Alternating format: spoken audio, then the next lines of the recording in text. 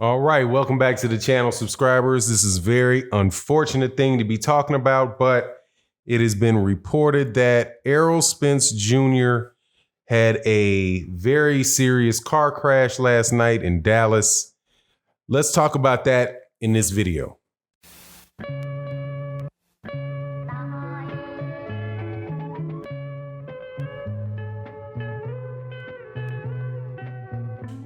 All right, welcome back to the channel, subscribers. If you are not subscribed, please subscribe and hit the bell icon.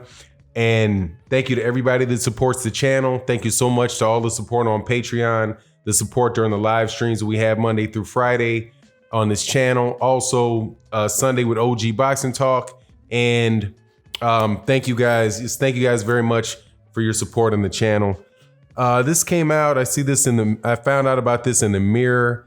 The headline to it is Errol Spence ejected from car in serious crash, rushed to the hospital. Spence was understood to be driving a white Ferrari, which was involved in a crash in Dallas. And it says Errol Spence is reportedly in serious condition after being ejected from a Ferrari following a crash in Dallas. The welterweight world champion is believed to be driving the vehicle at a high speed while not wearing a seatbelt and is now in intensive care. Photos on social media show the boxer's mangled Ferrari in the aftermath of the incident. A statement from the Dallas police read at 2:53 a.m. a Ferrari traveling at a high rate of speed northbound in the 500 South Riverfront Boulevard. The Ferrari veered over the medium center onto the southbound lanes and flipped multiple times, ejecting the driver who was not wearing a seatbelt. Spence, 79, is expected to survive and was in action last month where he outpointed Sean Porter to become unified champion. So, man, this is absolutely horrific. I just seriously hope, man, prayers go out to Errol Spence Jr., his family, his children. And I mean, it's just, man, that's just absolutely horrible. This is a young man who really does have the world at his feet. And, at this point, when it's in this type of situation, you just hope that it's good news that he's expected to survive. And so that is very good news. I mean, this really could be, this is kind of a scenario where under those type of circumstances, you have to be kind of grateful that the news isn't worse. Because in that particular type of situation, he could have not gotten out of that. So, man, that's just terribly, terribly unfortunate. And, I just really hope that he makes it back into really good health. And then the boxing on the side, I mean, if you have you have kids or people in your family who've been in serious accidents. I have a sister who, when she was 16, she had a stroke. And, we were really worried about whether or not she was gonna make it out of that situation. And, it was very, very serious. Ultimately, she did. And, to this day, she still has a little bit of a limp when she walks, and, speech might drag on occasion. But, the most important thing is that she made it through that circumstance. And that's all you really can hope for. That's all I really hope for Errol Spence Jr. Situations like this really let you know, man, that boxing and sports is not everything, that your life and that your family and all that stuff is really paramount. And it's just real unfortunate. Now, there is also, a warning to this, I think, that people can get from this, that, you just got to be terrible. You got to be very, very careful in your life. And I know that this is unfortunate. And I certainly hope people take the high road on this. There's been a lot of talk about Errol Spence Jr. having, he was out maybe last week. I think, Bomac showed this photo of him dancing when he was drinking. He was out at a party or with some friends. Actually, he might have been outside in a parking lot drinking. And I would just really hate that if people ran down the street with that type of conversation in a moment like this, because truth be told, man, car accidents can kill can kill and injure anybody at any time.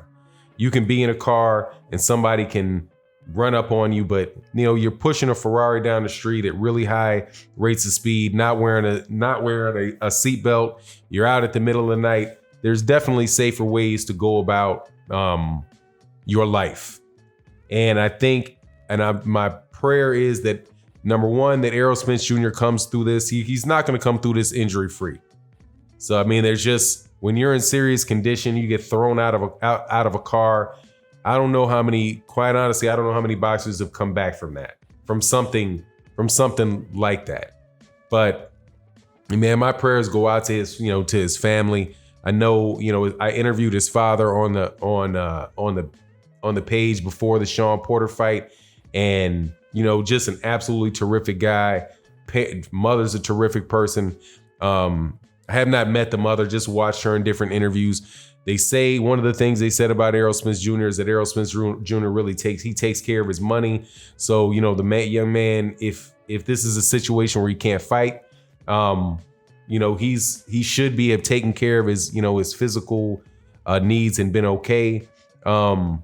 This is another thing, man, I'm really happy for. Keeping it on the positive side of this. This is not like a situation where like Diego Corrales. If you remember some years ago, Diego Corrales, who had who fought Floyd Mayweather Jr., he had these wars with Jose, who had one war for sure with Jose Luis Castillo, wound up knocking him out at the end of the fight to save his title at the lightweight, or he might have been fighting for the lightweight title. It was Jose Luis Castillo's. And he was on a motorcycle, I do believe, and got in a motorcycle accident, and he passed away off of a motorcycle accident. Also, there was Salvador Sanchez in the early 1980s, undefeated champion, great champion, was driving his Porsche.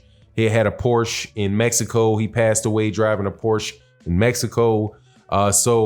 Man, I think Paul Williams was also in some type of accident. He wound up being paralyzed. So, hopefully this thing with Errol Spence Jr. is not like a Paul Williams situation, and definitely not like a, Diego Corrales or a Salvador Sanchez type of situation. And this man just comes through with it, and that he makes it through his injuries, he makes it through his rehab, and he's able to live a very comfortable life. But you just got to be careful, man. You got to really be careful. Being out late at night, drinking. I don't know if that's the case with him that morning. Nothing in here said that it was. Driving without a seatbelt in a car with that much power. Man, it's just so sad, man. It's not sad yet. Hopefully he'll make it through and everything will be okay, man. But just, man, tomorrow's never promised. This is his safety, his health is more important than any fight that's coming up. And I would just hope that while we're, going through this or talking about this, that the people don't go too low. I know I play around about the Errol Spence Jr. and Terrence Crawford fight, or Anthony Joshua versus Deontay Wilder, but I wouldn't wish anything. I wouldn't wish a bit of harm in the world on Anthony Joshua, or on Terrence Crawford, or Manny Pacquiao, or Floyd Mayweather Jr. Times like this, man, I think is a time to send out prayers and and your concerns to the people around Errol Spence Jr. if you know him, and let's let him know that you're thinking about him and that you wish him and you wish his family the best. So, I'm not quite sure, what's next. We'll definitely be keeping, the eyes out in the news for keeping the eyes out on the news just to see what's happening with him. Not going to reach out to, to his family or any of his people, because I'm sure right now they're at the hospital, and concerned about him. But, he's got two daughters. I know he's got two daughters that you see with his mother and you see with him in the gym. And my prayers go out to them. My prayers go out to Errol Spence Jr. Anyway, it is what it is. Man, this is one of the worst pieces. This is the worst video that I think I've had to make, man.